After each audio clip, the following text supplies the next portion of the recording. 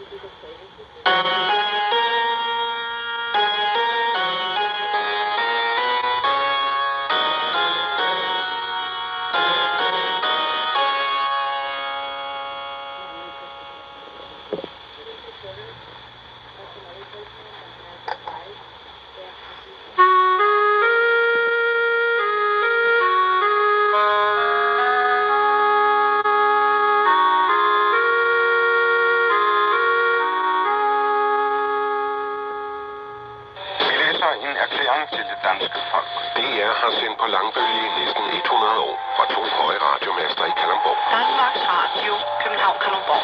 Men internet- og satellitforbindelser har gjort teknologien utidsvarende. Ja, det er klart, ja. Så fra årsskiftet ophører DR med at udsende langbølgeradio på frekvensen 243 kHz. Og her slutter radiovis. Fremover vil indhold, der tidligere blev udsendt på denne frekvens, kunne findes andre steder.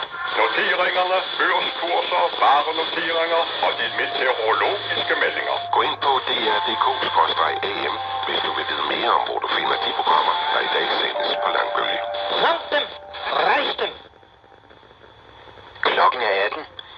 Nu sender vi radioavis fælles med P4, og 18.03 kommer farvandsefterretningerne fra Forsvarets Operationscenter.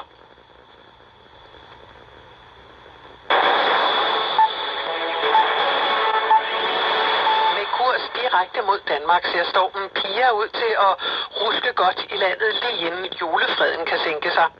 Allerede fra i morgen eftermiddag.